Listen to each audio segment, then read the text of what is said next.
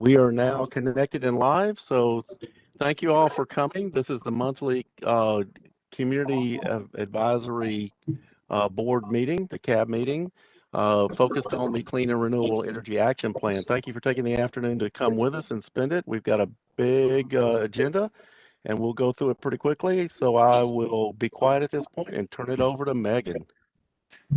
Thank you so much, Mike. Just by way of reminder, this is a public meeting, so we're being recorded, live streamed on YouTube, and this recording can be posted on accgov.com/100 after this meeting. Next slide. So on today's agenda, we'll just do our quick greetings as well as attendance, and then we'll do a quick report out of stakeholder one-on-ones and town halls, an update on the community survey results we've been seeing come in, and then we'll do a bit of a deep dive introduction into clean energy plans, focusing in on the purpose and critical topics. And by that, we mean as we move into summer and are going to start really putting pen to paper and drafting a clean energy plan, we're going to tee up that process today by giving you an overview of how this process is typically approached and the kinds of considerations that jurisdictions take into account as they are drafting them. And then have some time for discussion of your initial thoughts in response to that. Then we'll wrap up with an update on the Georgia 2021 legislative session. Now that that's closed, I know there's some interest earlier in the year to get a bit of a formal update once we saw where things landed with all the bills. So Bailey Shea from Southface will be sharing out on that as she's our policy tracker. And then we'll talk a bit about community engagement and wrap things up. Next slide. So thank you all for joining. We'll move to the next slide and just go through attendance. When I call out your organization's name, if there's a representative or two or more in attendance, please just chime in and tell us your name. So was somebody chiming in? All right, so we'll start with 100% Athens. Good afternoon. Michael Songster here. Hi, Michael. Action Inc. Action Inc. All right. Athens Area Home Builders Association. John Newland, General Construction. Hey, John. Athens Housing Authority. Charlie Glow-Dennis. Hi, Charlie. Athens Land Trust. Athens Land Trust. Right. Athens Technical College. I'm sorry, I didn't catch the name. Athens Technical College.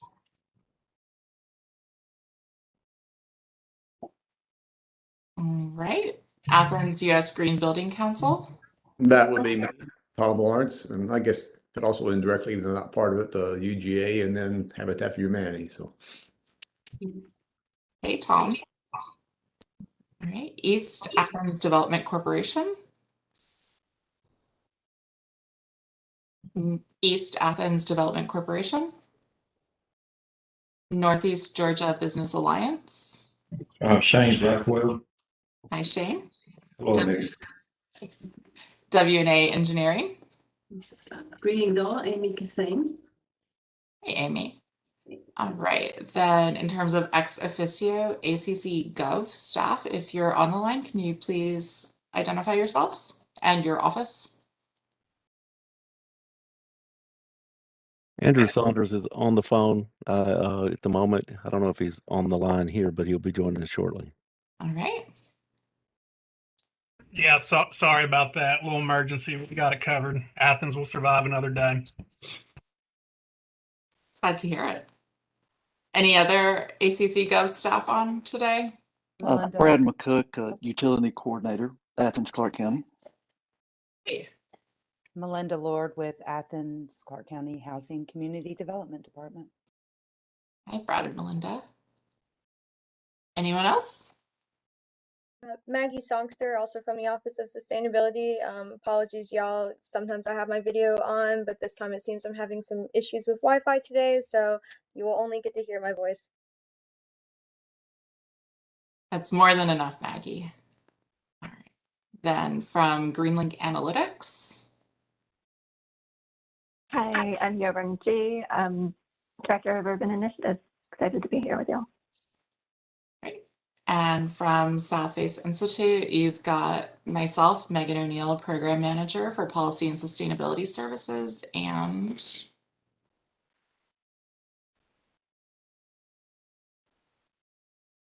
Erin. Sorry, Erin Gallagher, Sustainability Services as well. And we'll be joined by a third colleague shortly, Bailey Shea. All right, next slide. Oh, quick question. Is there anybody who's here who hasn't yet announced themselves? Looks like Joseph joined us. I'm here, Joseph D'Angelo, ACC Gov Chief Data Officer. Hey, Joseph. Sorry I'm late. Oh, you're fine. All right, then. Let's go on to the next slide then. So today, again, we'll go through and provide some updates on all of our external engagement to date, along with the survey, and go through clean energy plans and state legislative updates from this year. Next slide. So we'll start with our report out from stakeholder one-on-ones on the next several slides, which, Erin, I'll just ask you to kind of page through them very slowly. For the business leaders report out, this is all content that's been shared with you previously in previous meetings. And we did send over, I believe, on the 10th of May, either the 10th or the 12th, a list of all of our notes from the stakeholder findings to date, where we consolidated what we've been reporting out to you into a single document and shared, so that hopefully that'll be easier to go through on your own time. But in terms of business leader report outs, these are the general themes. You can go to the next slide, Erin. And for community organizations, these are the main themes that are emerging as well, which are also nothing new for you guys. So you can go to the next one. Next one.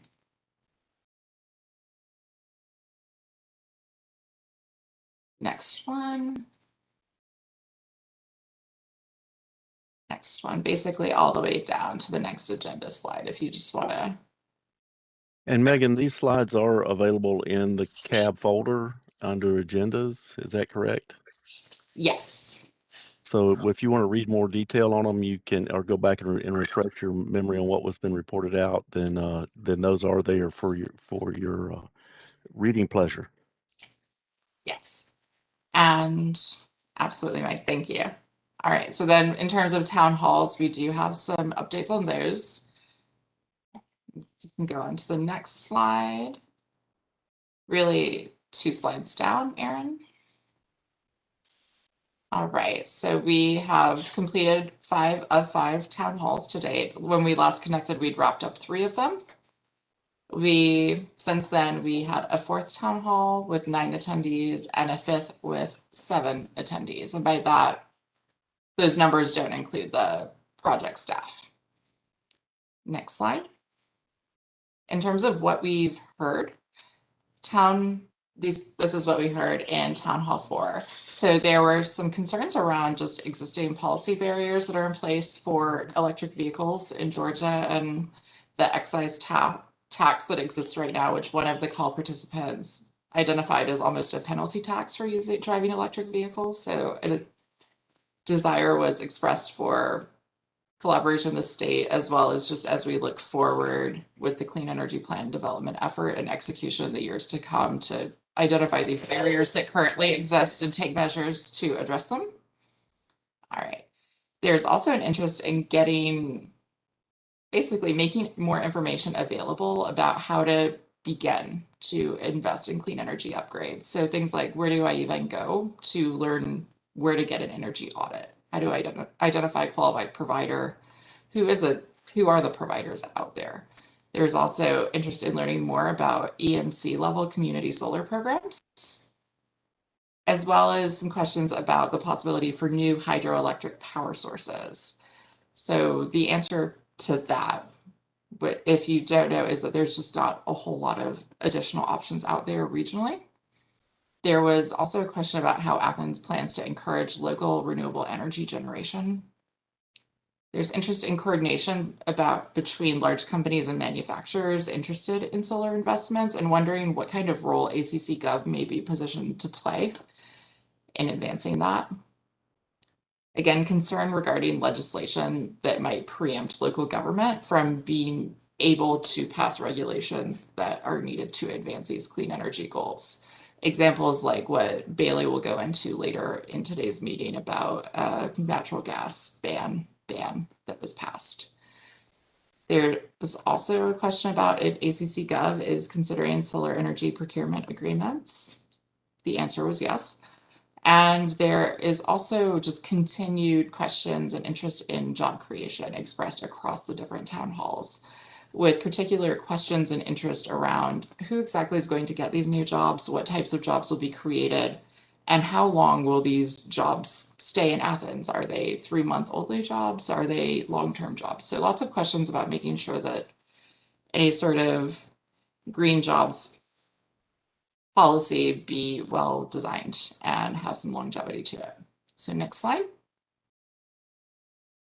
In Town Hall number 5, again, the Green Jobs Pipeline came up as an opportunity for connection and collaboration with the community and as a priority for plan development efforts. Concerns were also raised about the ability to reach this goal given challenges at the state level, and interest in learning more about the Community Energy Fund and what the status of funding is and opportunities for using that funding and to what degree it was impacted by COVID. There's also encouragement to meet with Winterville City as we're planning out a clean energy transition, as well as a question about to what degree do we feel we've gotten expected and adequate participation in our outreach to date. Right, next slide. So in terms of highlights, I'd say we have had some really great conversations with a lot of very robust conversations and detailed questions about how we achieve this transition, what needs to be top of mind. And it's also created a great opportunity to connect with active community members that want to engage more as we achieve this transition. So causes for concern, as we surfaced last month, attendance has been lower than we would have liked. And that is for a whole host of reasons we would expect related to the fact that this is being done virtually, that in the times of COVID, it's just hard to generate virtual meeting attendance, but the county remains diligent in scheduling at follow-up one-on-one conversations with anyone who will ask, being proactive in reaching out to the community organizations and business leaders that we've identified for one-on-ones, and making sure that we hear from as diverse a set of stakeholders as possible. So with that, I did just want to take another moment and ask if any of the CAB members have reflections on their participation in town halls to date, or any thoughts on how to approach things moving forward with our engagement. Coming from Joma Construction, regarding the attendance of the town halls, are you all? I realize that obviously COVID has probably impacted that quite a bit, but compared to either pre-COVID town halls that you did with other, or you all have done with other cities or states, and or if you all are doing any other ones currently, just how that might compare, and if there is a way to compare the results / turnout from what you all have done with Athens. I think Mike or Andrew would be better positioned to answer that question, just speaking to their experience from other stakeholder engagement processes on other work they've done in Athens. I know when we would do public meetings with leisure services, if we got 20 people to 25 people, we thought that was a big crowd. A little bit depended on what it was. We did have, when we were doing the Greenway Network Plan, for example, it covered so much of the county, and we had some direct landowners involved. That tended to bring out a larger crowd. Even that was in the 50s, 60s, 70s for those. So it is not, I mean, it's low, but typically, public meetings just aren't hugely attended, unless there's some kind of really controversial issue behind it. And I think that's a little bit of the difference. We aren't here saying, we have this controversial issue that's going to impact your life. We're out here trying to gather information. I think that kind of makes a difference. If we were tearing down a building or putting in something, that might generate a little bit different level of activity. That's just my observation. Yeah, kind of filling on with that. If there was actual proposal out there for implementing something, you probably would have had a bunch of people there. Right now we're talking about a hypothetical and yeah, it was disappointing. And but if you could do face to face and maybe have in certain groups just pop in on, then I've always been a fan of, like, maybe talk to pick a church or something like that and just do it. But you can't do that now. So what are you gonna do? So I was wondering, and I don't know if this is the right time to bring this up, but it just dawned on me that I feel like in order for this plan, and more so the implementation of the plan, to really get traction, that we need kind of an ongoing conversation at all levels with the community and ongoing education. And I feel like maybe we could benefit from some sort of marketing plan. I don't know who the right organization would be to do that. Because for us to really reach our goals, we have to have not just, people saying, yeah, that's a great idea, but we actually have to have buy-in and participation from people in this community on their own. So, when that happens, what that would cost, what the funding is, but I think that, I just think in order for this to be successful, we need to have a conversation with some groups, with a professional, about what could be a good marketing strategy going forward and for the long term, to get buy-in and traction on this project. Amy, do you see that being, is that more of what we need to be doing now, or is that as the plan really moves into the public arena, once it's framed out, that's really a critical part of that? And so we should actually have it as one of the keystone portions of the plan. So do we incorporate it in the plan, or we're trying to do that now, I guess, is my... I guess for sure that's true. I mean, as part of the plan, a recommendation, for funding for that. But I don't think it hurts to, I just feel like you want people in the community. We've tried. I'm not saying that the efforts, it's not like there hasn't been an effort to do that, but I'm certainly not a professional in this field. I don't know the best way to do it. I think an ongoing, very visible, whether that's, whatever that visible looks like, on all kinds of platforms and media, just this, so that people hear about it, just are constantly hearing about it, whatever phase we're in, whether it's developing the plan, or the plan has been passed. I don't know what we can continue to do until certainly, as you suggest, Mike, putting something in the plan to recommend that we have a strategy for this ongoing communication with the community. But I feel like we should continue to try to be letting people know what's going on. I don't know. I'd be curious to know what other CAB members think.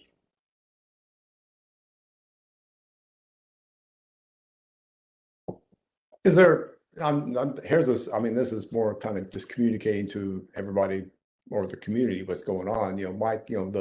Mike, the first thing that came to mind from that suggestion, from the water office, we get I can't remember what they call it, the little water sense, bulletin or a little brochure that comes out. Maybe, is there something that could be put together in that is included in, maybe it's even the water bill, because most people would be this one and the same on that. And Tom, that's a great thing. I will own up to the fact that I dropped the ball on the water bill. I was trying to get that out, and I apologize. I ran out of time. It was on everybody's list, including mine. But there were things, as y'all know, of what I'm trying to do inside the office. That was one of the balls I dropped. So, Okay, I forgot no, to talk about, yeah. but no, much apologize. I mean, that's it. I apologize. That's absolutely false of me. However, I'll try to redeem myself in the fall as we start pulling together I think what we want to do is add it to our list of to-dos. As we move the plan forward, we will try to get something out in the water bill that says, hey, look at the plan and review it. So it's not too late. I think we can still get people out there, but so maybe I'll redeem myself in the fall, trying to scrabble back on that one. But that yeah, it's a great idea. I'm the one who blubbed that one.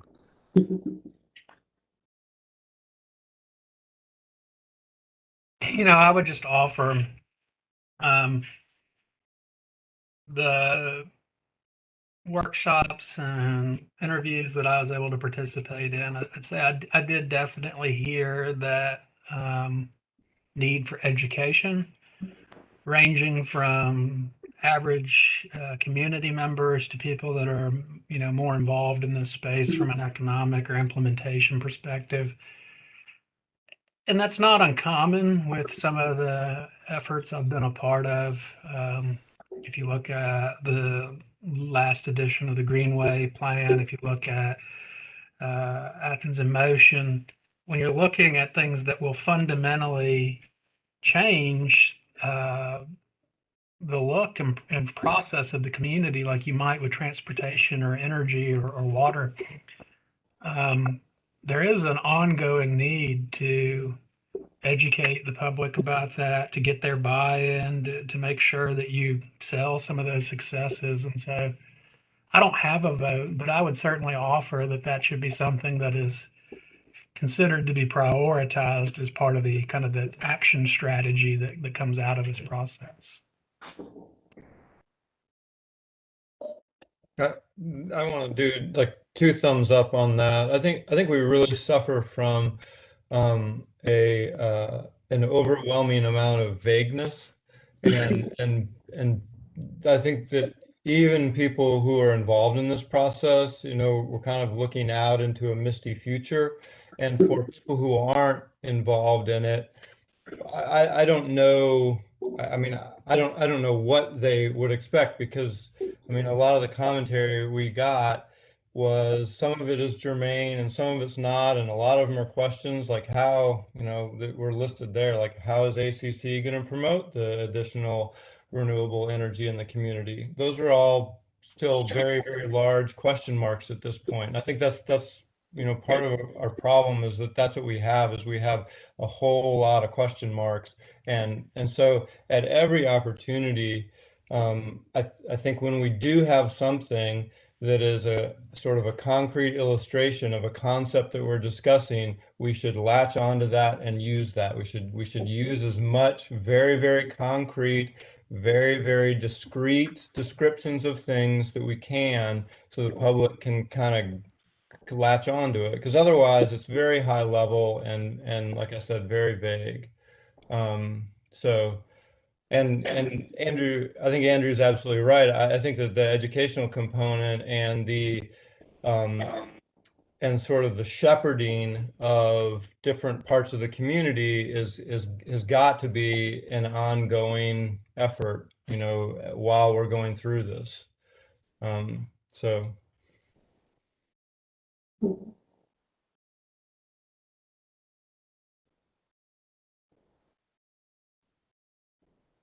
Thanks. All right. Thanks. Yeah, I have seen several cities do exactly what you recommended, Amy, of bringing in outside help to really help clarify what the message is when you get to some of these more concrete programs and policy development, and if there's a call to action. So that's an approach that's been found very helpful elsewhere.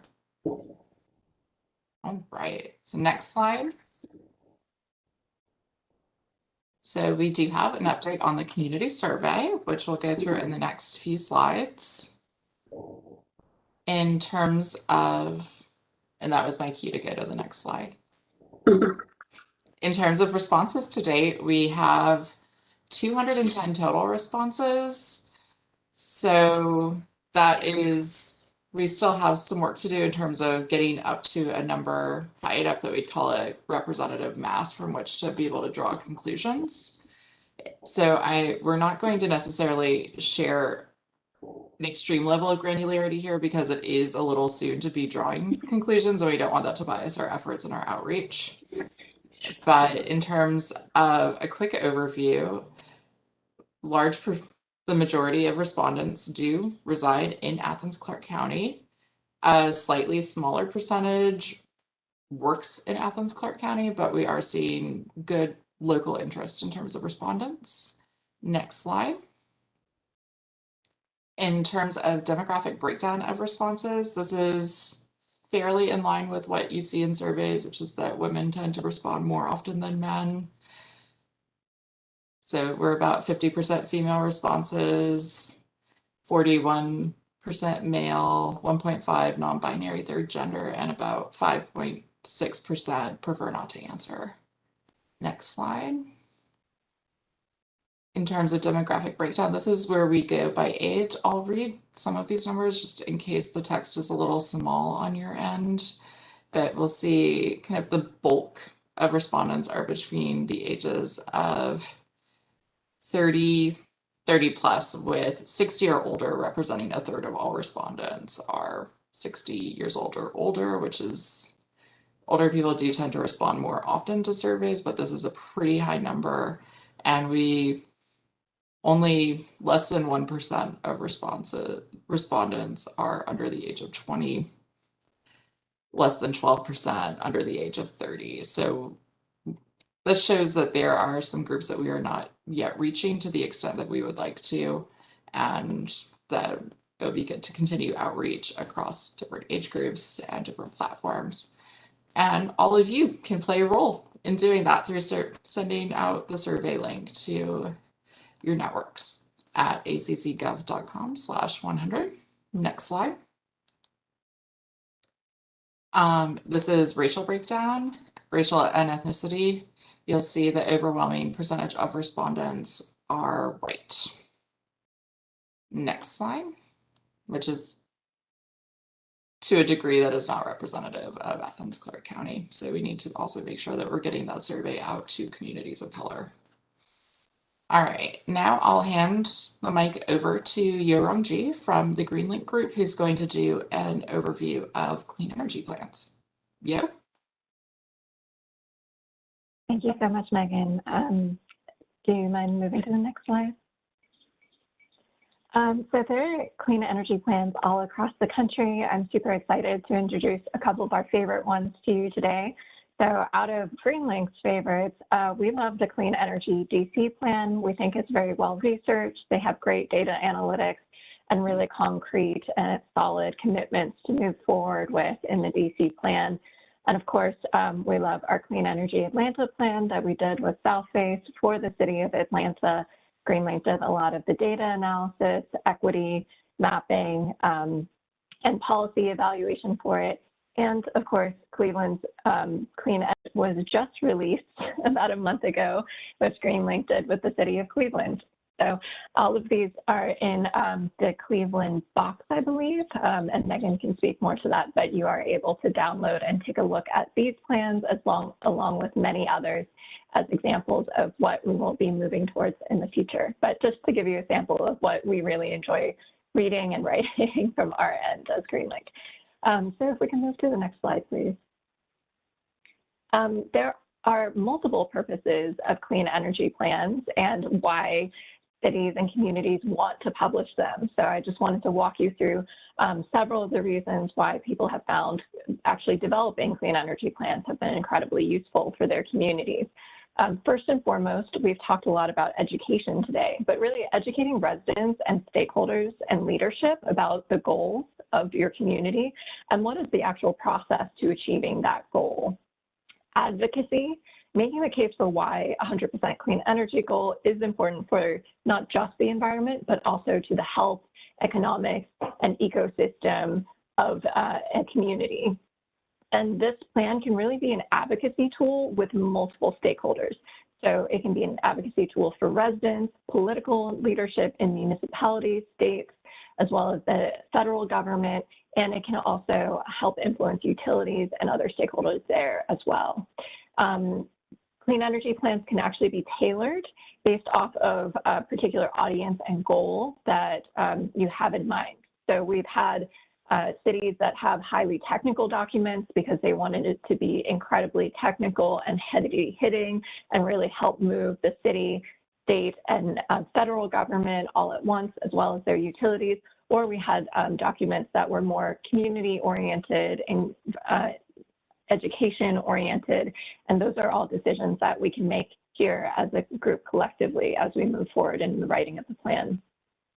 The plan is also important as far as values and goal setting. So demonstrating how the process for community, stakeholder, and expert engagement enabled ACC-Gov to actually discover the values and priorities to guide the plan and the evaluation of the commitments it would like to make in its clean energy plan. We can go to the next slide, please. So other purposes of the Clean Energy Plan, analysis. We can actually provide data to define and achieve the goals. We want to define where are we now as a community? Where do we need to be? What are the clean energy pathways that help us achieve the goal? Evaluation, so we can actually evaluate different clean energy policies and programs to determine which ones will actually help us achieve the goal, making sure that these evaluations are informed by community engagement and the values and priorities and suggestions that the community had. And then we want to make sure that the city or county actually makes solid commitments that the organization is willing to move forward with, again, informed by community engagement and priorities. So the image to your right is actually a great image from the Boston Climate Action Plan update from 2019, which actually just shows Boston's carbon footprint. And it's a really great graphic of where are they now and where would they like to be in the future. So that's a cool little graphic. Next slide, please. Some final purposes of clean energy plans that are incredibly important: accountability. So you actually have to have a plan within the plan, basically, to keep the organization accountable to its goals and commitments and make sure that moving forward into the future, that you know what the goals are, that we're all on the same page collectively, and that you are actually implementing to achieve those goals and that you're on track to do so. And then one final one, we want to make sure that these plans are incredibly transparent.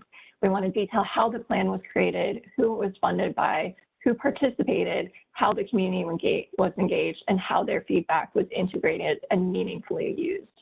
And the image to the right is actually a shared accountability framework that several municipal and community-based organizations and equity organizations actually ended up working on in 2020. And this was just recently published in late 2020, early 2021, to actually help hold cities and communities accountable to their clean energy goals. So we can dive a little bit more into that later. So overall, those are high-level purposes of clean energy plans and what we want to be working towards as we're creating one for Athens. So if we could go to next slide.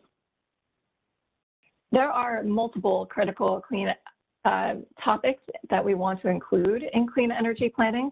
So I'm just going to go through a couple of different sections of what you might want to see in a clean energy plan for Athens.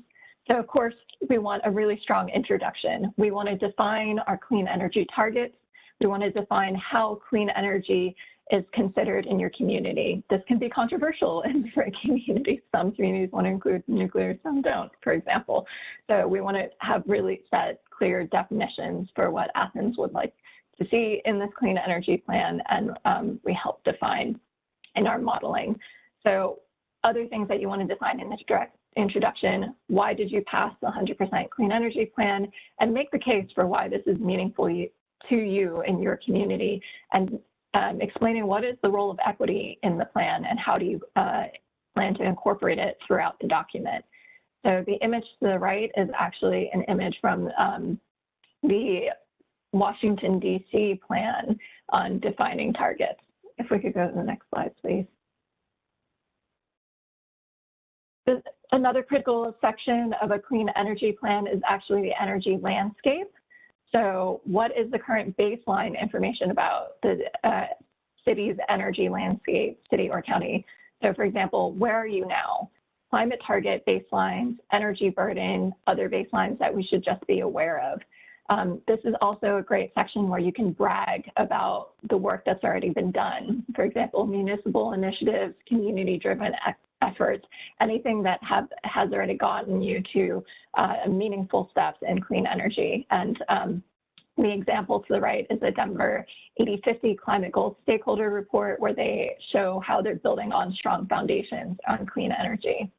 But it's also important in this section to note how much further there is to go. And what we've shown with modeling with Athens is that business as usual, if we continue on as we are, unfortunately, it's not quite sufficient to get us to 100% clean energy. More planning and deliberate action is definitely needed to actually push us to the 100% clean and renewable energy goal. And we need to be aggressive about this, and we need to have a strong plan and pathways forward, which is why the rest of the document exists. We can go to the next slide, please. So another section that is incredibly critical is stakeholder engagement, really explaining how community engagement informs the values, goals, and initiatives that are prioritized throughout the plan. You want to describe the engagement process, for example, talking to the CAB, surveys, public meetings, stakeholder interviews, etc. You want to definitely describe the engagement process findings. Megan did a great summary at the beginning of this meeting. We want to collate all the different summaries that we have from all the different meetings and describe the findings about around how much people support clean energy, what they think clean energy should be, what are the priorities that they have going into the plan, what things do they think should be moving forward as far as initiatives, programs, funding, etc. And we want to transparently detail how community feedback informed the plan, including forming values, evaluating processes, and defining commitments. So next slide, please. The next section that GreenLink usually likes to get into is pathways to clean energy. So we want to define how stakeholder feedback guided the values and priorities to actually use in clean energy analyses. And then we want to show the results from clean energy analysis. So what are the clean energy impacts on climate and GHG potentials, but also what are the clean energy impacts on things like the economy and jobs and health in a particular community.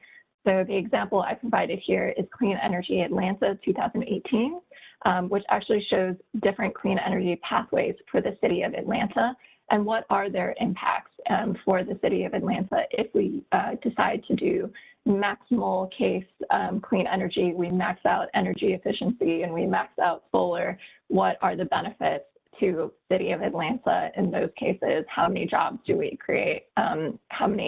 How much money do we save in the healthcare system by decreasing disease incidences? How much do households save on their energy bills if they go to clean energy, or if there are other energy efforts in Atlanta and Georgia? So next slide, please. Another section that we think is critical to include in clean energy plans and will be included in the Athens plan would be doing a policy and program evaluation. So we're really describing a full list of potential policies and programs that could be implemented in Athens, and then ranking them on different types of priorities identified during community engagement. So this example is actually an example from Cleveland's Clean and Equitable Energy Future Plan, and it is their Clean Energy Policy Toolkit. They actually ended up prioritizing the evaluation of these policies and programs in several different areas. So one of them was looking at feasibility, whether or not it was politically feasible or financially feasible to move forward with a project. What is the greenhouse gas impact of that project? What is the climate impact of that project? And then actually evaluating it on equity, different policies on equity as well, looking at how is it going to affect energy burden or other factors of equity around the community. So they looked at several different sectors. They looked at energy efficiency, solar, transportation, et cetera, and evaluated nearly 70 different policy and program options for what would fit best for their community. So next slide, please. Commitments. Now, this is going to be really important. What will the municipality commit to doing moving forward? What are the particular policies and programs that really rose to the top out of that policy and program toolkit analysis that the community wants to move forward with and actually commit to? What kind of funding can we bring to these projects? And what kind of accountability will we have to ensure that these programs that are and policies that are decided upon will actually move forward in the future? So I mentioned I'd come back to the shared accountability framework. On the right-hand side is an example template of what an accountability framework looks like. And you can't really see it, but if you were able to zoom in, you could see it helped define what is the goal, what is the metric with a deadline, what are potential milestones associated with this goal, what is progress has been made towards this goal, who is the responsible party, and what is energy justice and energy equity look like within this goal, and what does success look like in the future if we are successful in moving towards this goal. So next slide, please.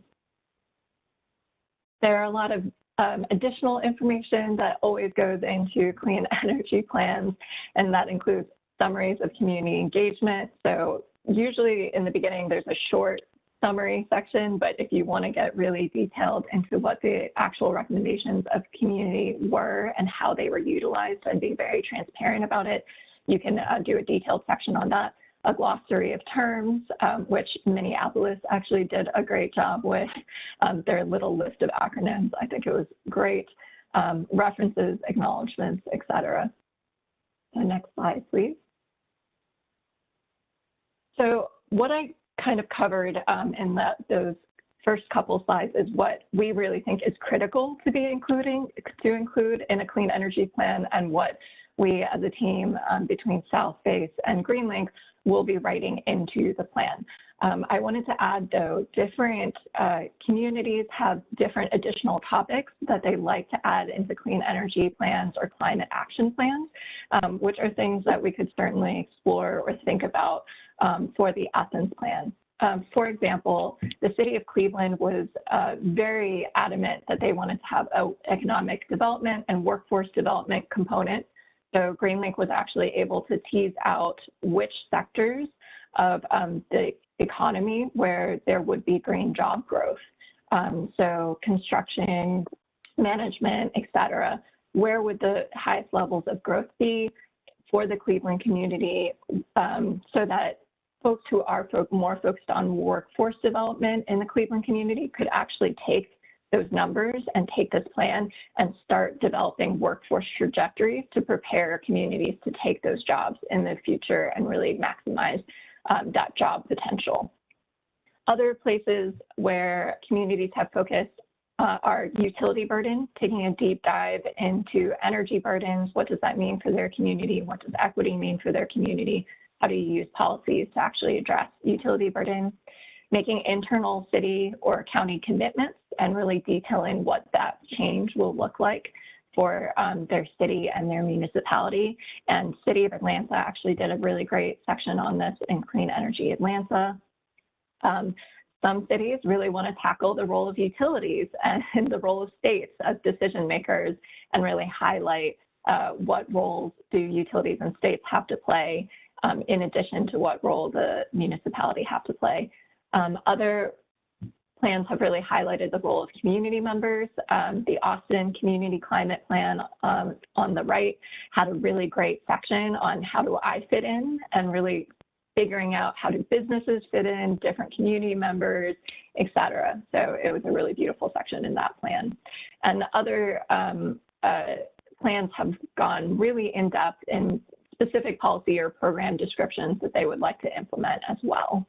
So these are just a couple of additional topics that the Athens plan could potentially tackle, but we're very open to suggestions if there's any in particular that you're interested in talking about or interested in seeing. And of course, if we're missing anything, always open to feedback on that as well. So that was a brief overview. We will be diving much deeper into these particular sections in the future, but we wanted to provide you this so you can start thinking on it and start thinking about questions and envisioning what you'd like to see in the Athens plan.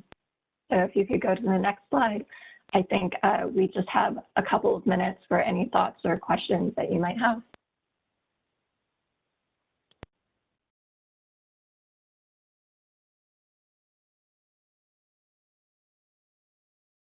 So I guess I'm just kind of curious, are you looking for this group to give you a list of things that would want to include, or are we going to look at, here's what you all propose? I think the areas where I mentioned where the critical action areas, I think that's probably GreenLink's proposal of what we would definitely like to see and what we'd want to see in the plan. So if there's any of those areas that you definitely like to see scrapped or changed, please feel free to let us know. But if there is anything missing or anything additional that you would definitely like to see, we'd be open to feedback on that as well. And by way of a process update, we are planning to spend the next CAP meeting, which I'll identify later in the presentation, but we'd like to dedicate the next one to a work session to review the outline that we'll be sending to you as a potential draft. And we'll send that to you in advance so that you can review. And if you do see gaps, let us know. If you see them in advance, let us know in advance and we can come prepped for the work session, but also bring up what makes sense to bring up in the work session. So if you have preliminary thoughts you want to share now, we can write them down, but there's also going to be a good window of time for that as well. Can you go back to the slide that shows the stuff that you would, next one up, I think, is the critical. There we go.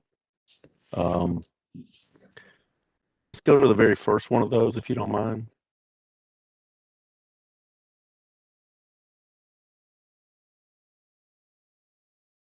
Okay, so with this in mind, anybody see anything they want to add to having this is in there? I'm assuming that would be there. Anything that you want to add to that slide?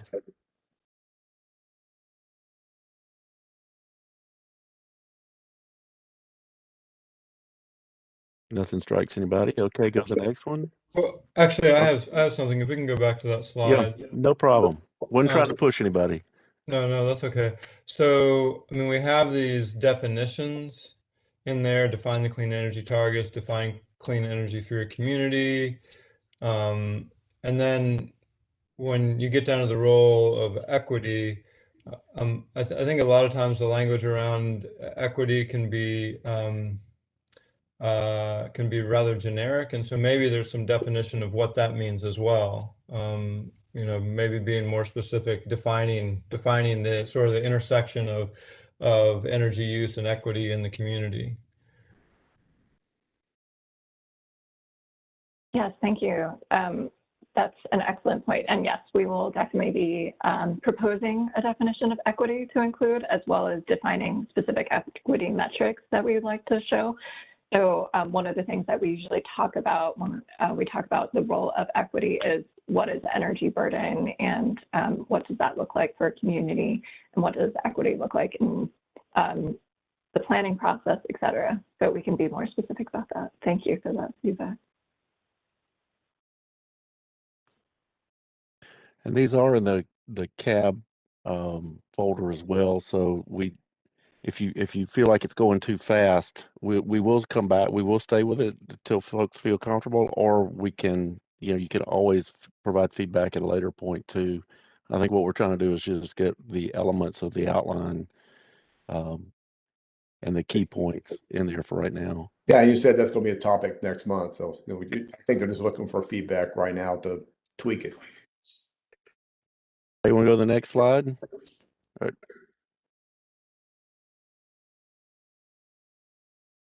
All right, anything right off the bat people see there that needs to be added in?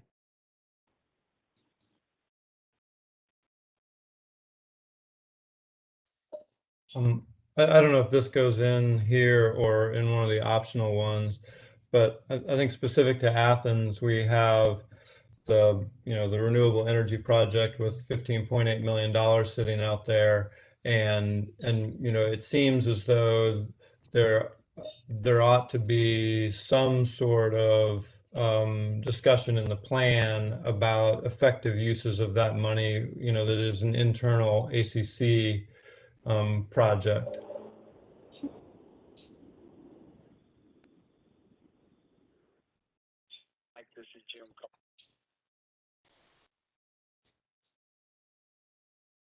Thank you. I think that makes sense for sure. Was it? Anything? Oh, sorry. The other Sorry, Tom. No, I think Go I ahead. was trying to say something, but anyway, was it also your intent in there to have a breakdown of where energy is used? I know you've done it in previous presentations, because I mean, what you spend on transportation, how you address that is totally different than how you do it within, building energy use. Yes, that is traditionally included in the where are you now? What are the baselines of what different sectors use how much energy, and what is the actual amount of energy they use, what sectors they're used in, et cetera. So we usually talk about what the current baseline is, and moving forward, if everything stays the same, what would business as usual look like in the future? But also talking about if we want to achieve our goals, how much of that needs to change. So I think that would all be included in this section. Great question.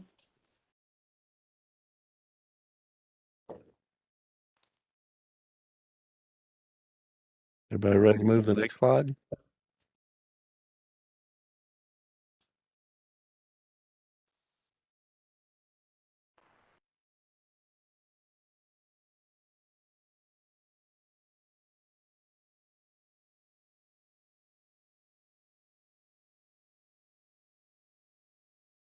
So generally, for something like this, where there'll be some infographics or visuals that accompany even a timeline about the plan development, and then also for, let's say, the results of the survey, would that be the kind of thing that might be incorporated as like an attachment or an addendum to the plan? Yes. So usually what we do is exactly what you described. We usually include a timeline and high-level summary graphics, and just a couple in here because we usually don't like to make this section wholly overwhelming, and then do a much deeper dive in the appendix section, listing much more detail on specific survey questions and overall themes and specific quotes, et cetera, et cetera. Perfect. Thank you. On the engagement process, when it says public meetings, I assume, you were talking about the town halls. Is there, then maybe, is this the right place to have follow on, explain what the plan, or is that later on?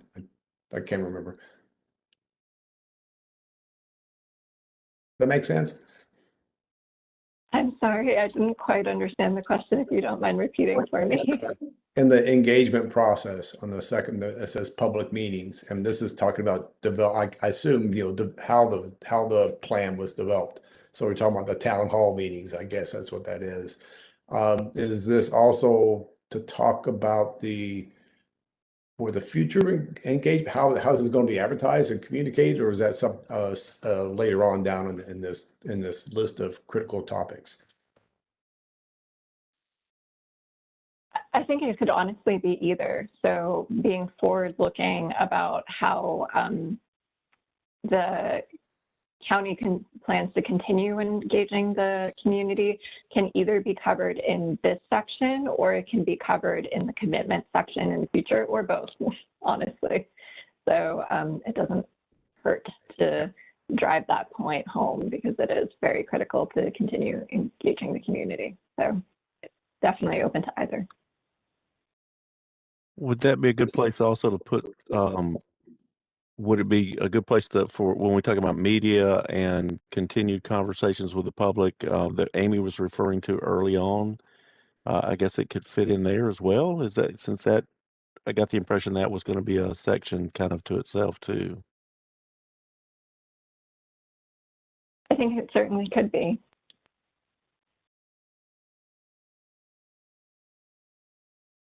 Okay, ready for the next one?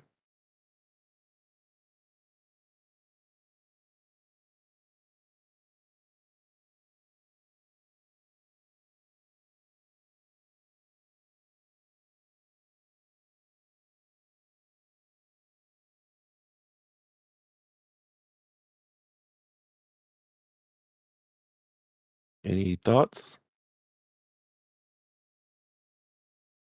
Looks pretty straightforward to me. Okay.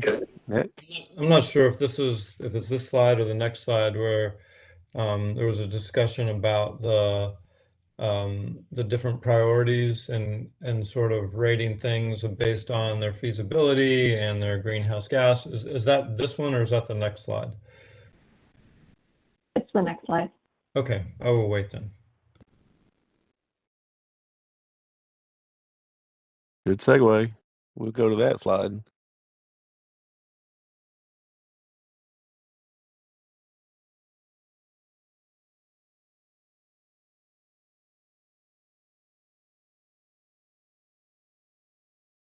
What were you thinking, Michael?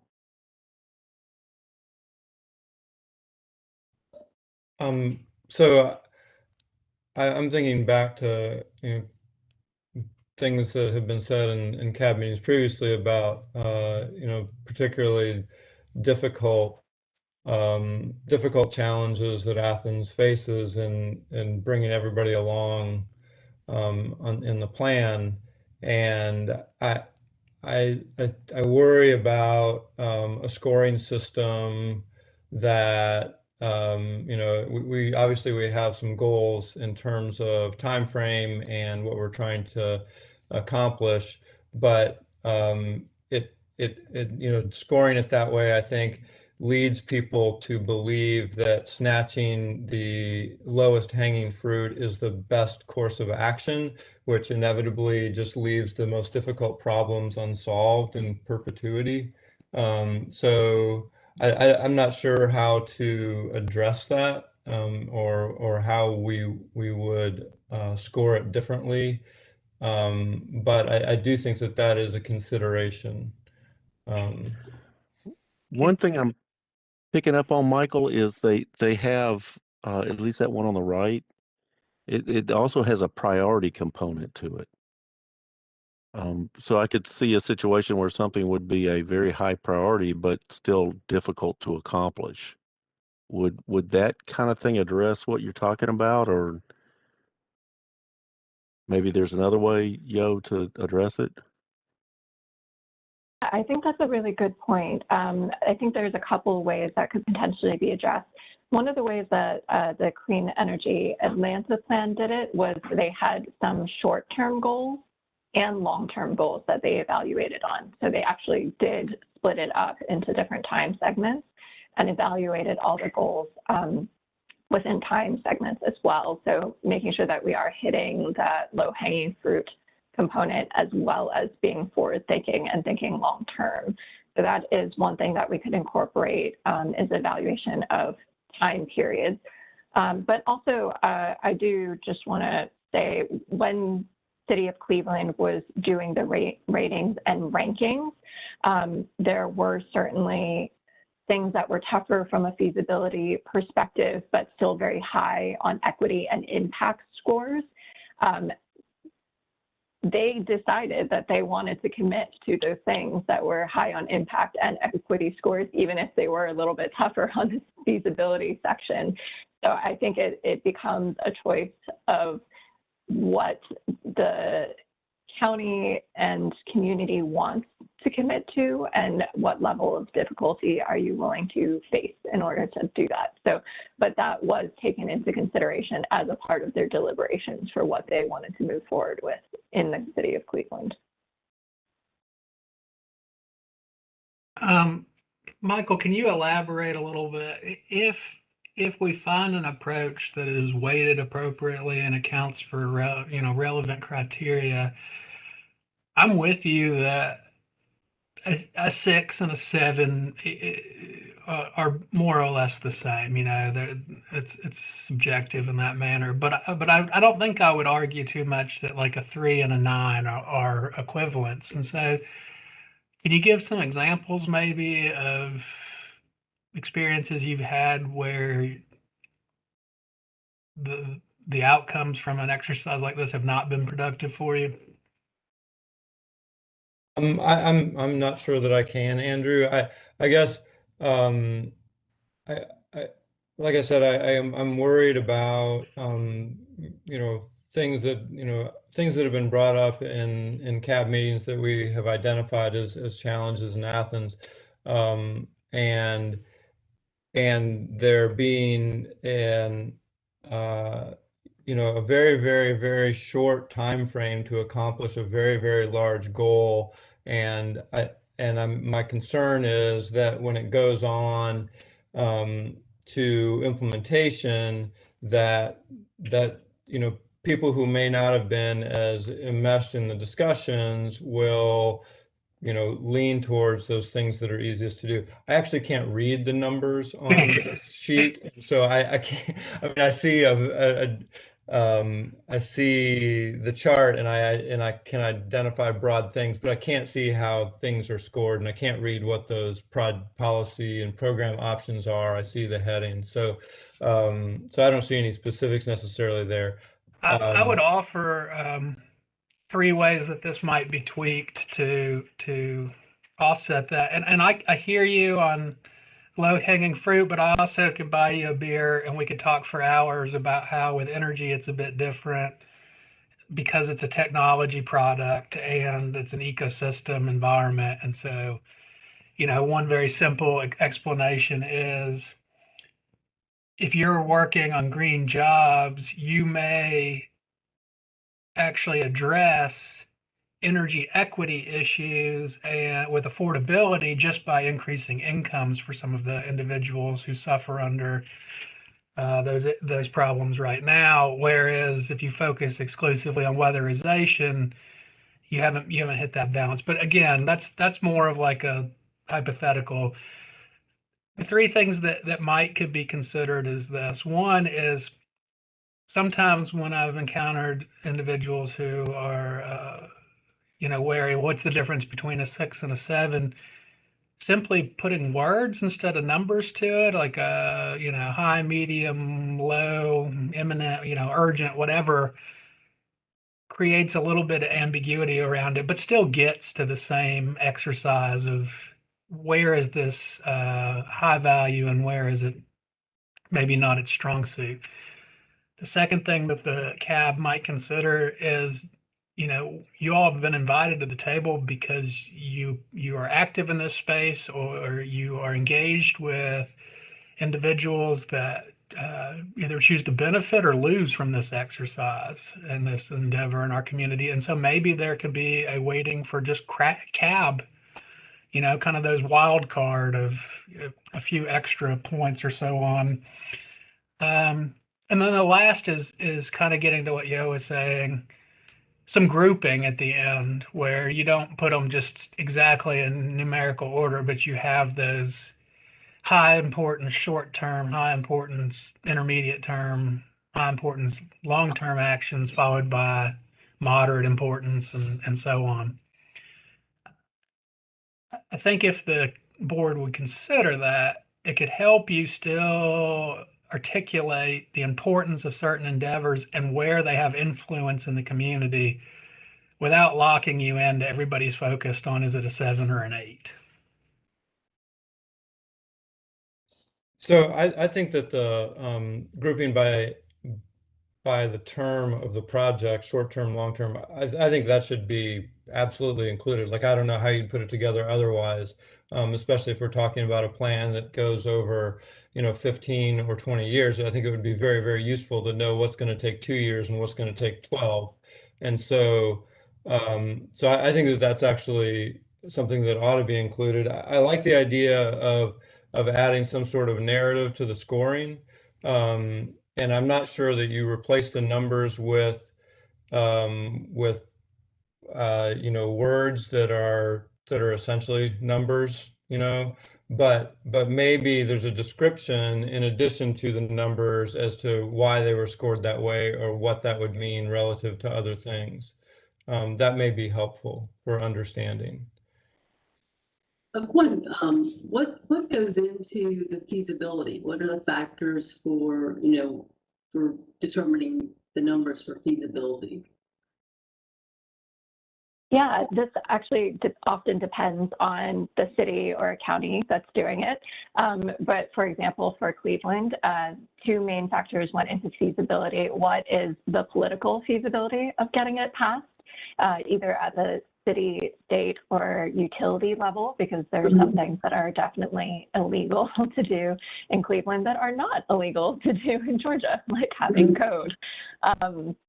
So things like that went into feasibility, and also economic feasibility, whether or not something was going to be very economically challenging and difficult to get past city council was another part of their consideration in feasibility. But it is important to note that these evaluation criteria are flexible. They are based off of what are the priorities of the city and counties using this. And the priority and weighting is really up to ACC-Gov and the CAB on deciding what exactly goes into these types of rankings. So definitely flexible, but we have examples that we can provide. Yeah, I mean, I do think, because I mean, if you just add up those three numbers, I mean, the feasibility one, it could be that the impact is, off the charts, the priority is really high, but feasibility is, near impossible. So it's almost like, okay, all right, what does that mean? So I mean, I think that the adding of the numbers can definitely be not necessarily, I mean, it's interesting to see, and it's certainly one way to look at it, but I do think what goes into determining feasibility, what are the criteria or the factors that you look at in determining feasibility? And then also just looking, I personally would look at impact, and that's because that's the way I am. I mean, the impact, okay, if this has a huge impact, then and it's getting us where we want to go, then that should be a top priority. Then I would look at, okay, what's the feasibility? Is there anything about feasibility that just says we can't do it? So to me, it's kind of, these are all interesting, important numbers, but the sum total of them isn't necessarily where you would start. I mean, it's interesting just to see, but anyway, so yeah, I mean, that's what goes into that feasibility is, and you may even want to divide those out rather than having it be kind of a summary number. Right. So I would certainly agree with that. I think the summary number is an important tool that Cleveland wanted to use just as a first cut, as seeing what was really rising to the top. Were there any surprises that they hadn't already considered, or is there anything there that was really missing that they thought should be at the top? So it was a thought exercise, a tool for them to see what they think they should be moving forward with based off of the scoring and the priorities that the community identified for them, and what they had originally thought they might want to move forward with. And if something didn't rise to the top, they could really dig in deeper and explore those areas. Or another way that, for example, Richmond is using this toolkit, they have like 9 different criteria that they're judging on. It's really, really impressive. And they're making some interesting scoring and different weighting on that. And it got quite complex. But what's really happening is, like, this is a tool. Ultimately, it is just a tool that it is not an end all be all. If it's high, it doesn't mean you have to move forward with it, but it is supposed to help you really think through why you want to move forward with something or why you shouldn't. And I'd encourage people to think holistically about those numbers and really consider all those numbers together, and then make a decision about whether or not you're going to move forward with it or not as a community. One of the really interesting exercises that Richmond might be doing with their community groups that they've been meeting with, and I'm not 100% sure about this, so I will put that caveat, because they're doing their planning right now, like this week as well, and thinking through exercises of what they want to do with this toolkit. But one of the things that they were thinking of is, taking a look at what is super high in feasibility, what is super high on impact, but what has been very low on equity, and really thinking through what can they do to increase those equity numbers, what can they do to make that policy more equitable in the short term and long term, and see if that is a policy that they still want to move forward with. So I just encourage you to think of these numbers as tools and figure out ways that programs or policies could be modified to become even more effective if we want to make commitments to them. And one observation I think I'll share too is that we're talking about coming up with the tools for evaluation, but then the next step is the implementation or the work plan that comes out of those. The CAB will be making a recommendation for which work, what that work plan looks like and which ones should be implemented. There will be in what order. That I would see the CAB weighing in on that to suggest that these are the priorities of the CAB for moving forward.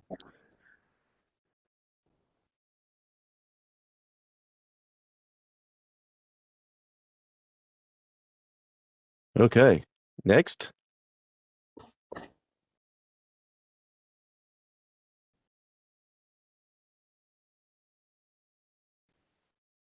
And I assume this is kind of part of that work plan of here's where we're committed to making it happen. Exactly. Good transition.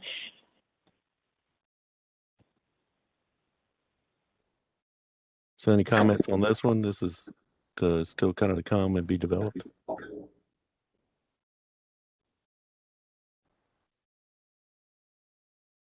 right, ready for the next one?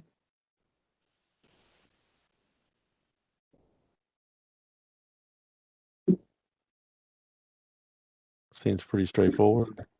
Anything anybody catches that might be missed in the appendices? I guess the survey summary. Well, that's part of community engagement. Sorry. All right. I think the next one's options. Is that right? The next one's the additional optional topics. I would assume we all have a thought about this one.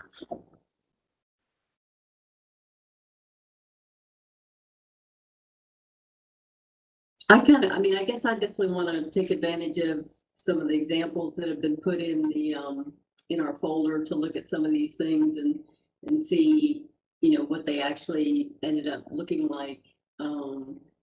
Because I like the title of, I like how do I fit in? I like that approach, personally, because I think it kind of gets to what we were talking about at the beginning is keeping people engaged on.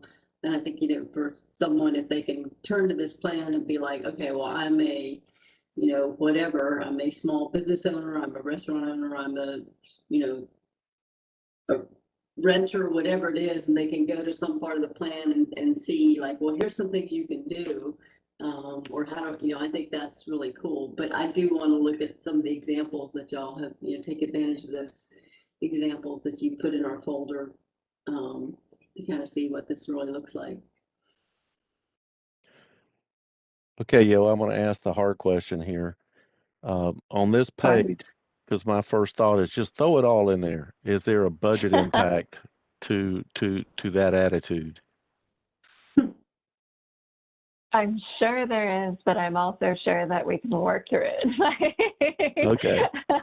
But what I will say is not all of these have to be whole sections in of themselves. Like some of them can be extra paragraphs here or there or a call out box. And there are fun ways that you can incorporate these. Like how do I fit in? Doesn't have to be like a 15-page section, right?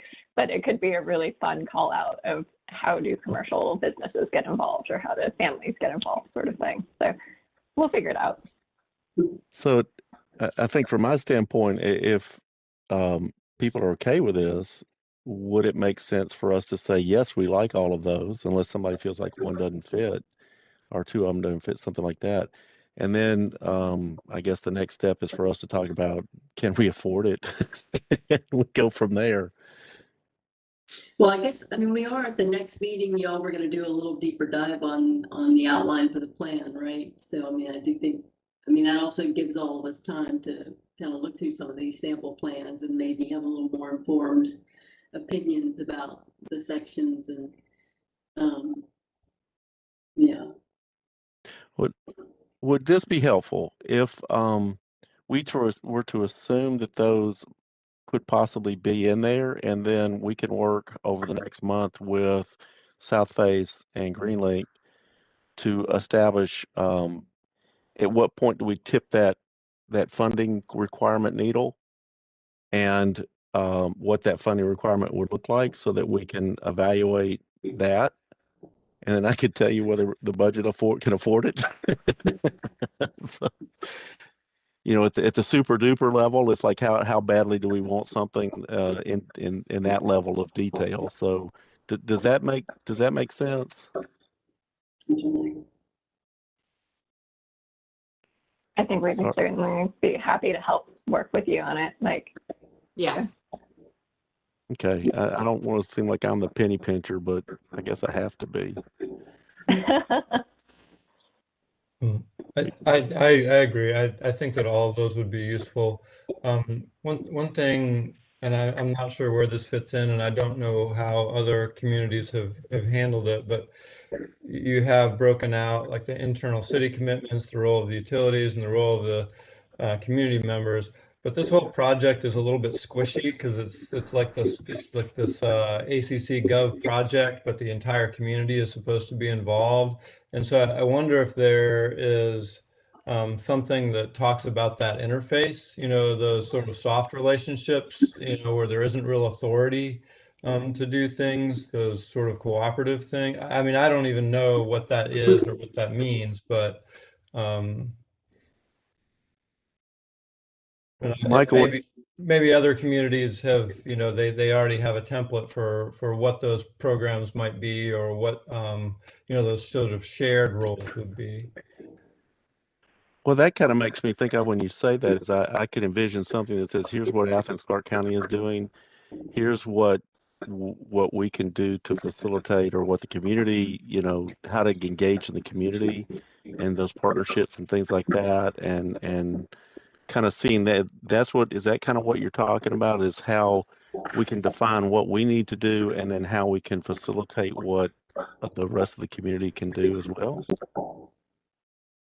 Yeah, I suppose so. I mean, we talked about education earlier, and so that's neither an internal city commitment, and maybe it falls under a program description, but it's this sort of interaction of, you know, Athens-Clarke County serving in this role that is actually engaging with the community as a whole, or specific components of the community. And so, like I said, and that may be covered in one of these things, but I just thought that is it's none of the. It is neither an internal city thing, it's not a utility or community member role. It is this sort of relationship between them.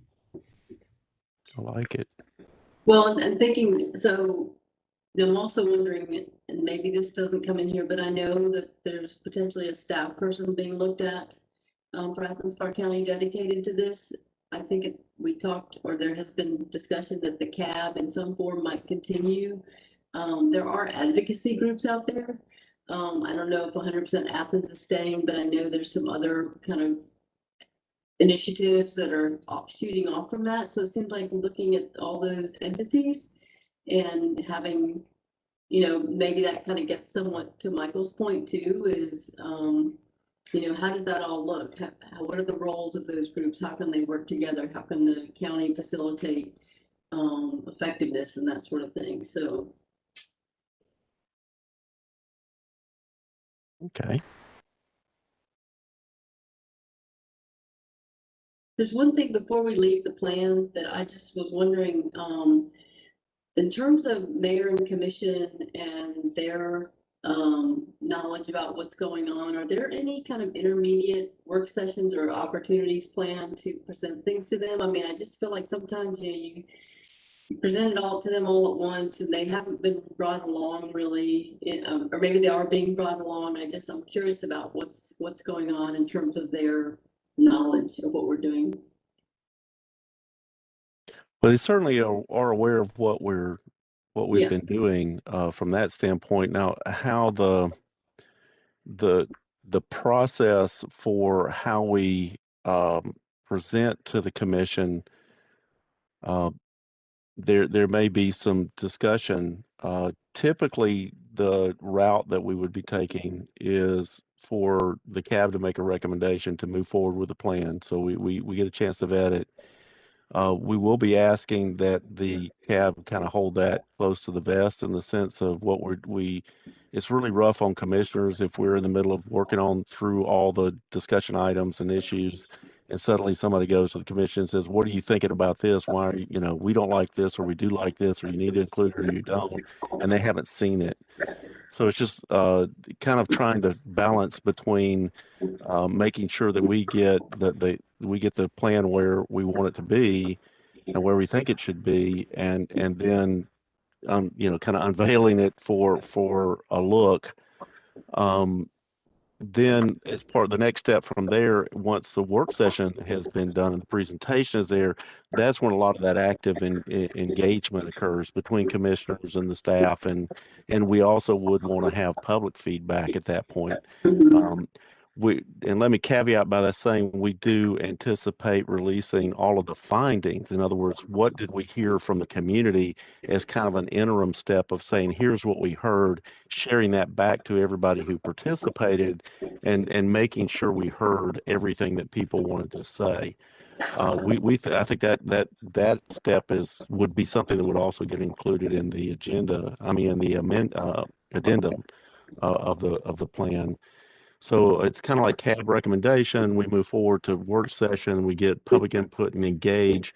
There's going to be probably a month between the work session, and month to 6 weeks between work session and then the agenda setting where they would approve the plan. So we'd have that opportunity to adjust the plan based on what we heard, and then we'll go for vote with the target being the December voting meeting. That's kind of that end of that process. If there's a different approach, then we can certainly talk about it. And if there's one that somebody feels you feel like might be more effective.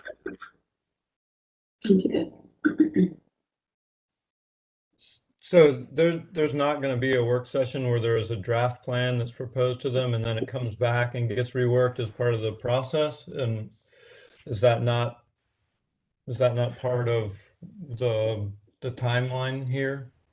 Well, if we hopefully the CAB has worked through all of those things to start with, and the adjustments that we hear from the public, if they are enough that it would require a major, any kind of major looking at it, then we'd pull it certainly and come back and say, how does that work? But when I say that from the public feedback standpoint, what we have in mind is that we would say, so we've had the work session, we've put the public feedback out there. We say to you guys, here's what we're hearing. Does this raise any concerns? Here are the tweaks we're looking at, and then we make that adjustment from there. Now, if there's something that's major enough that we've missed in the process that we feel like we need to have a pause and put it on pause, yeah, we would do that. Because the focus is going to be get it right, not get it done. Yeah, well, I mean, going to something Michael said earlier where, or several people commented on earlier in terms of public involvement, that things are kind of vague, so it's hard for people to really fully engage. And I think, I think that's where I was kind of going, is there a point prior to that, last phase of mayor and commission where we give it to a work session, and then, is there a point before that where we want to present something to the mayor and commission by virtue of presenting it to the mayor and commission, we're also presenting it to the public. That is an opportunity to just be sure we haven't missed something major. I mean, I think it's a lot easier for people to take something that's where there's some specifics laid out and begin to think that, but if it's, and I know you say we've got a month to 6 weeks, but that's not necessarily a lot of time. I don't know from GreenLink's point of view or something, in prior projects that y'all have done, what has that, once you started working on the plan, what has that looked like in other communities? honestly depended a lot on the cities and the level of community engagement that they've wanted to have as a city. Some cities have been very deeply engaged with their community advisory boards. So we've had community advisory board members directly get hands-on in the plan and actually help support sections of writing, or we, in that case, some CAB members directly wrote things, and then the rest of the CAB members had a chance to review, and then it went to the mayor, chief sustainability officer, and then the mayor to review as well. In the communication section, there wasn't a public engagement session for that. It was kind of just released. Other cities have done community engagement sessions to actually just release a draft of the plan, get feedback, and revise. So I honestly think it kind of depends on the level of engagement and resources a particular city or community wants to commit to. But we've seen it done all kinds of ways. So there's certainly flexibility. Was the concern, Amy, that the 4 weeks, a month isn't enough to get the feedback between commission presentation and basically adjustment to the plan? I mean, I wouldn't, it's not like I'm, overly concerned, or I just kind of, I think that's an important thing for us to think through and to talk about is what does that look like? Once we start business, once we start working on the plan, then things are going to get more specific and be easier for people perhaps to really understand what's happening. And so I don't know, I'm just throwing it out there for discussion. I don't have a particular, I mean, I know that y'all work with the Mayor and Commission all the time, so I think you have a good feel for what works, but just in terms of the community and the Mayor and Commission, just what that process, once we start working on the plan, we start laying down some specifics and have some more detail and things that people, like I said, can actually look at and be like, oh, okay, now I get it. Now I get what this is all about. Is there value to having something intermediary that is visible to the Mayor and Commission and the public? But I don't have my mind made up. I'm just raising that question. Well, and certainly, now I think that's it. So one thing that I can suggest is that as we move through the summer, CAB members will be heavily involved in the sections, because we were talking about moving through the plan in a way that people can chew on it in smaller segments instead of trying to come up with a plan and then present it and say, okay, let's wade our way through a 80 or 100 page document. So we fully see the CAB engaged in these sections as they're completed, to review and discuss and setting all that up. Now what that exact mechanism looks like, we're still working through, but then that's part of what we want your help in understanding the best way to approach that would be. So then once we get all that ready and we feel like the plan is where it's supposed to be, then the presentation of the work session is really kind of the opening the door to the public unveiling, where we can actively engage, fully and very actively engage with public and with the mayor and commission. Now, whether we need to expect to take 2 months, that's the other question is what's that time frame? So we unveil the work session and then we want to take 2 months and do we want to take 12 weeks, 10 weeks? What is that time frame between work session and then the kind of final assemblage of the document? Is certainly open to whatever of we feel as a collectively as a group would work well to meet the goals and to fully engage. And certainly I don't have a magic bullet with that one, or pixie dust that says this is the best way to go. So I think that certainly would be more of what we want to lay out. And for me, it's harder to say until we get further into it to really understand how complex we think this will become. But I also want to make sure, we do set a December date, but that's a target. And I've said repeatedly to South Face and Green Link, we intend to hit the target, but it's not the goal. The goal is to get the plan right. And if that means the target's in February, then the target's in February. We just, we just say, sorry, we're going to get it to you. So I want to give that level of confidence that we certainly understand that there may be a much longer process. The last thing I want to do is lock us into a time frame that suddenly we feel like we have to meet some kind of time goal, and it really messes us up. We just need to get this right the first time out of the chute, so to speak. I do have exactly that concern, that work session to agenda setting to vote is too short of a cycle to digest it all. And if there is a hiccup, then it's a big hiccup at that point, as opposed to a draft being proposed, getting feedback, making adjustments based on the comments of the people who are actually going to approve it, and then moving forward. It just seems like that seems like too short a cycle for the quantity of information that we're going to be throwing at them. I agree. So with that in mind, then let's think about, does that mean I mean, if you look at it, that means our work would need to be done in August. In other words, all these sections written, reviewed, and wrangled up by the August, approximately August. And that would give us 2 months between work session and agenda setting, approximately. Or do we just say, you know what, we don't think we're going to hit that December deadline. We're going to go ahead and purposely move the schedule a little bit wider.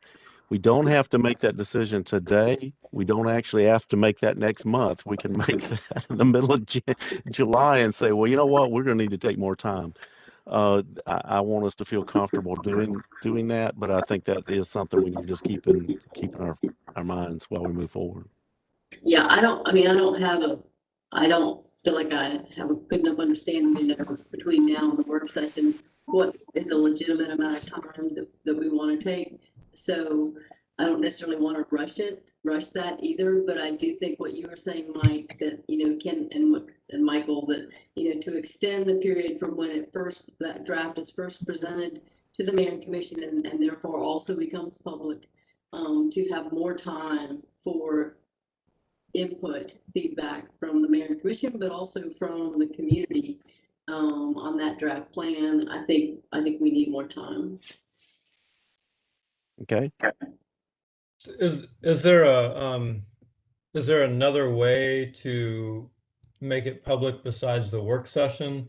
When we went, it seems like when the Athens in Motion plan came out as a draft, there was something over at the water treatment plant, and people came, and the mayor came through and commissioners came through, and so there was this public unveiling where mayor and commission were invited to see it as well. Is some sort of hybrid thing like that going to be possible in the late summer or early fall for people to do something like that? And is that an acceptable manner to make it public? We certainly could explore that. I haven't done it that way, but that doesn't mean it can't be done that way. And certainly worth asking the question is, if your feeling is that it's a little bit more engaging to people if it's presented and rolled out to commission and to the public simultaneously, I can certainly inquire as to whether, if that's what the board would like for us to take that approach or consider taking that approach, then we certainly can investigate if there's any roadblocks to doing that. I think that sounds good, or at least worth exploring.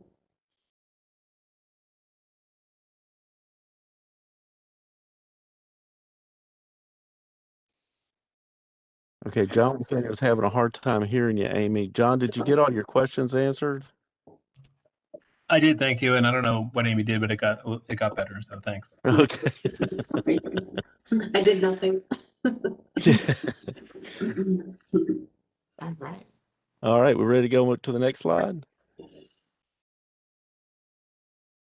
I think we're ready to go all the way to the next slide after this, where I'll hand things over to my colleague Bailey Shea, who's just going to provide a brief update on the bills that went before this year's legislative session in Georgia. Thanks, Megan. Can you all hear me all right? Mhm. Thumbs up. Okay. Hey y'all. So, thanks so much, Megan. I'm not sure exactly who it was, but a couple CAB meetings ago, we said that we would prepare for you guys an update on what happened in the legislative session. The session this year ended March 30th or 31st. And there are a few bills that passed that we want to make you aware of, a few bills that did not pass, and something, at least one thing to look forward to in the next session in January. So I'll go through these briefly and the pros and cons of some of them. So House Bill 150, which is the one that came up in a previous CAB meeting, is essentially the natural gas ban that Megan referred to earlier. But to zoom out a little bit, it's really the preemption of local government's authority to restrict certain energy sources. So this can be natural gas, and we understand it was designed to protect natural gas, which we know is not a clean fuel. And really what the language says is that it prohibits any local government from passing policies which, quote, prohibit or have the effect of prohibiting any one energy fuel source. So one possible silver lining to this is that we believe that this would include protections for solar power, so local governments would not have the authority to restrict clean energy options. But it is important to keep in mind that this has real potential difficulties for the natural gas, for phasing out natural gas, and local government's ability to restrict it. So Bailey, do we anticipate that this is just going to be hashed out in court? That's what I have heard. Megan, feel free to pipe in if you've heard anything from other cities, and some of our fellow advocates who are watching this bill. But I think that will almost certainly happen in some of the states in which these bills passed this year, because it happened. This was a trend across the country that happened simultaneously. So I think we'll see some of that.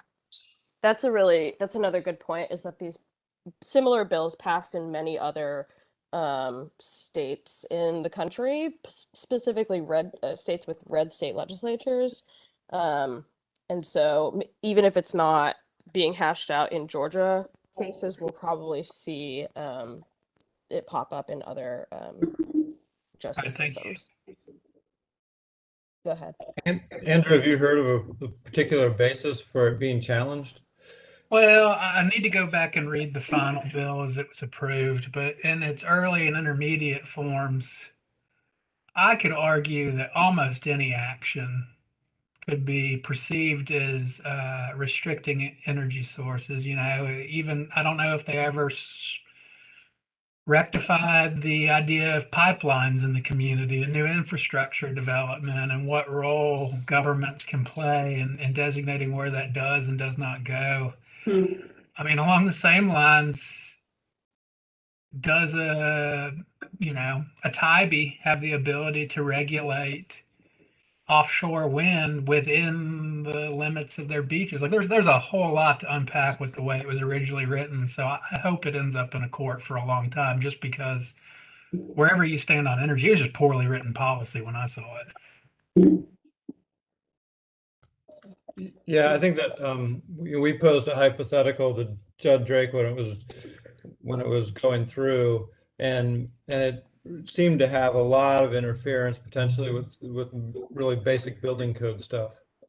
Yeah, and if it was applied to broadly to energy sources, you're going to see pretty quickly the potential for it to collide with historic preservation in some communities, especially if it's solar generators or whatever. So it'll be a ride. I'm sure the lawyers and lobbyists will be rich by the time this is done. Thanks.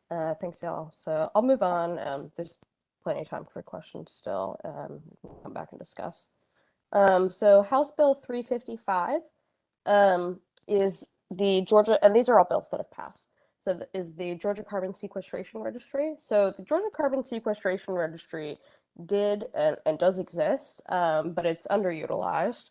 And so this bill kind of resurrects that registry, that system, and it also includes qualified building products and makes them eligible for the registry. So basically, this will incentivize the use of products like mass timber, carbon-infused concrete, and other building materials that can trap and hold carbon, rather than others like steel that result in intense emissions in their production process. So those you can register for carbon credits on that registry, and those can be traded on international markets. I'd say the primary con of this, if there's any, is that this is going to be a really complex process to design the registry. So this legislation just enabled it. It'll be the first of its kind in the nation, and there's going to be a lot of kinks to work out in rulemaking. So South Face is going to be watching that. But we see it as a positive long-term for the building materials incentivizing. And then lastly, of bills that passed, SB 213. This bill was pretty simple. It clarified language in the current provision for energy savings performance contracts, ESPCs for schools. So if you remember, energy savings performance contracts are long-term agreements which provide major energy efficiency improvements for buildings and facilities, and they guarantee the customer energy savings over the lifetime of the contract. So these are very long-term, like think 20 years. We see this as a minor update to legislation that's been in place for years, but it's a good thing to see that ESPCs are being used and being used by schools, and that there was an interest in updating the legislation. There were a few measures that failed this year that we were watching for various reasons. One was a cap, raising a cap on EMC investment. So that's Electric Municipal Corporation's investment in natural gas infrastructure. This bill would have raised that cap significantly so that EMCs could invest more in natural gas infrastructure across the state. And that bill failed close to the end of the session. Another one that we watched was a study committee, a joint study committee on childhood lead exposure. This was not successful in the Senate, would have created a joint study committee, but was not successful. Electric vehicle sales and access. So this bill would have allowed EV manufacturers to have retail locations, allow test drives, and sell directly to customers. So some of those things are tough for EV manufacturers directly to do in the state of Georgia, and so that would have increased that and was not successful yet. There's pretty much some EV-related bill every year in Georgia and has been for a while, so we see that as a subject area to watch, a topic area to watch in future legislative sessions.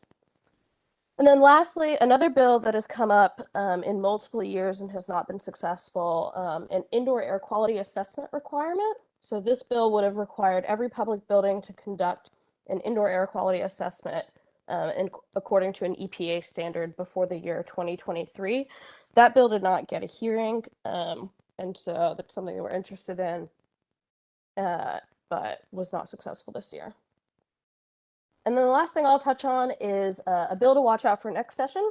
So the next regular legislative session will be January 2022.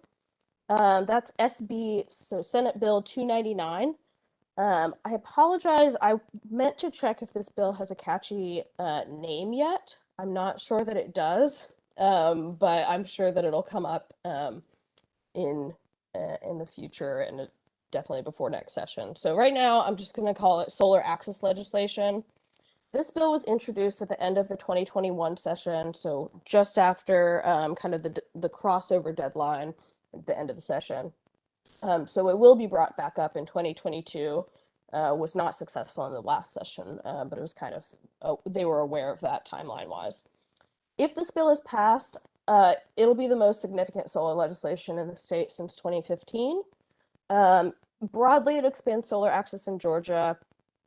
There's it basically makes a lot of specific changes to the Georgia Cogeneration and Distributed Generation Act of 2001. You may or may not recall that from the energy policy education module that we talked about way back when in the fall. So right now the bill has bipartisan sponsorship, which is often important in the legislature, with Republican Senator Jeff Mullis from Chickamauga and Democratic Senator Gloria Butler from Stone Mountain. I'm going to run through some of the bullet points on that the solar access legislation will accomplish, or would accomplish. It'll provide for fair monthly billing, that's also known as net metering. It protects solar customer generators from unreasonable retail rates, which may sometimes be charged in Georgia. It will increase solar PV capacity that's allowable for residential and commercial DG systems. So right now there are caps on the amount that you can have on your roof, and this would change that. And it'll allow for solar energy procurement agreements. Those are SEPAs, otherwise known as PPAs. It'll allow for those to be used by nonprofits, including schools, houses of worship, and nonprofit affordable housing facilities. So right now, that's the third-party solar financing that you can do in Georgia. That was made legal in 2015, and it's really difficult for tax-exempt organizations to utilize those. And then lastly, there's some provisions in the bill that would increase customer data access to their energy data generally. So that is a bill to watch out for next session. And with that, I will pause. Or I guess I'm done unless there are any further questions. I know that was a lot.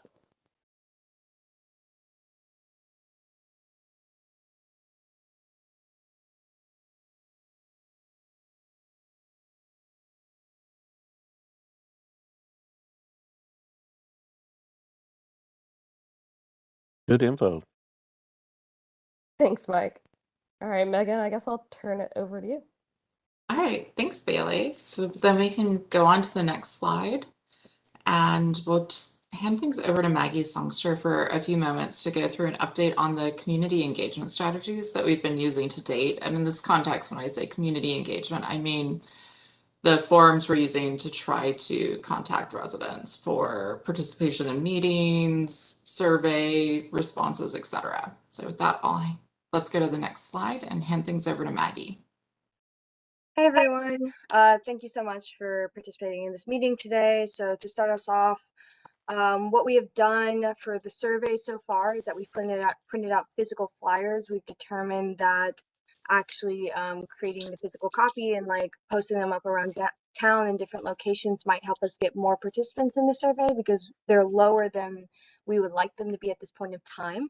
So I'd strongly recommend that if your organization has not shared the survey yet, we're happy to provide the link so that you can share it out across your network, since this is one of the last tools that we're probably going to be using in the outreach phase that we're doing right now. It's more important than ever that we make sure we get as wide of a diversity of a net of people to participate as possible.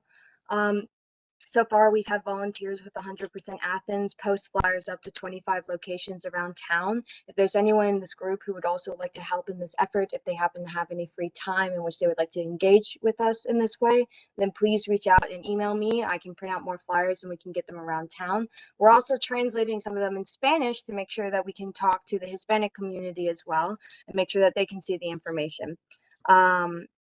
We do have a small ad campaign at Flagpole right now.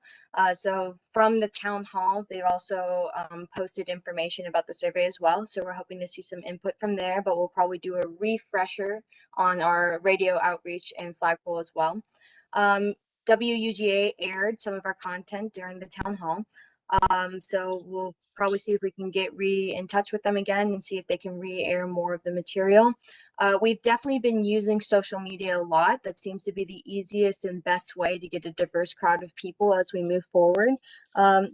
If you've been following our ACC Sustainability Office page, you'll see that we've made posts talking about the town halls, as well as reminding people to take the survey if they can't come. So if you guys have social media networks with your business and corporations or other entities, please feel free to reshare that and encourage people to take the survey as well. We personally, our office has a newsletter. And so every time we've created an event with a town hall, there's also a reminder that's sent out to our subscribers, which is around 150 people. And so with every town hall, there's also the reminder for the survey. We have an end date for the survey, which is the 31st. So we created an event for that in our calendar. And that's also been seen by some people. And then on top of that, we've also reached out to some of the commissioners. So Jesse Houle, Tim Denson, Carol Myers, and Mariah Parker. They said they would share the information for the surveys. So hopefully that gets them out more into the network so we can get more people in there. And as we move forward with our community engagement as well, if we find that we have a really good part or conversation with folks in that meeting, we strongly encourage them in order to share that information. So some of the community members who we've been speaking to have responded well. So hopefully we'll see those numbers tick up soon. But as of right now, that's kind of all that we've been doing at this moment. Do y'all have any questions or kind of recommendations or other areas that we should be looking into?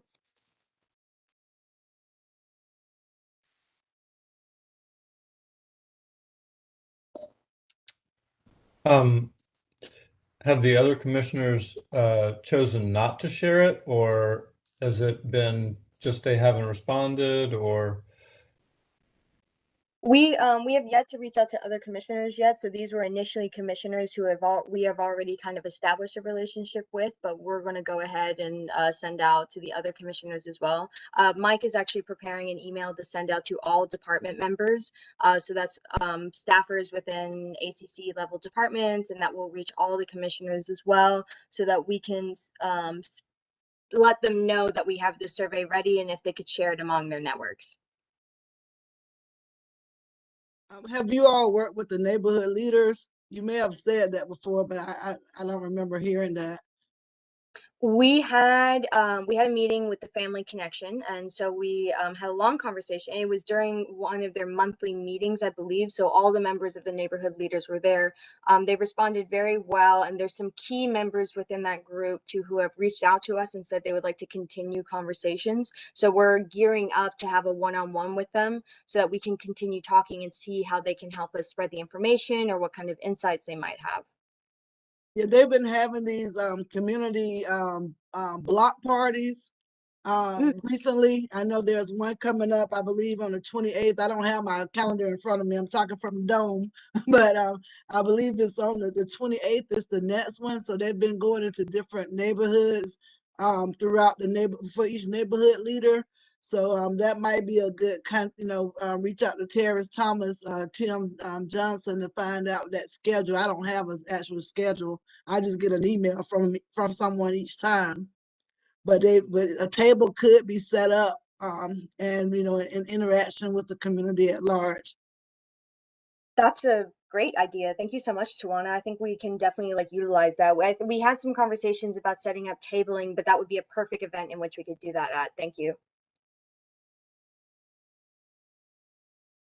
A couple of other places you can expect, and so please let me know if you see it come through.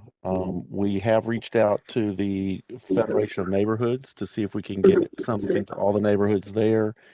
We're reaching out through Nextdoor, which at the county level, and their program through that they have through Nextdoor. So both of those, and then as Maggie mentioned, the email blast to the quote world of Athens-Clarke County employees. We'll also be sending something to UGA staff and hoping that they will spread the word as well. So we felt like it would be good to have feedback from staff members, people working at UGA. And not students, but we're focused on people who are employed by UGA. So those are some other areas we're continuing to try to push out the survey.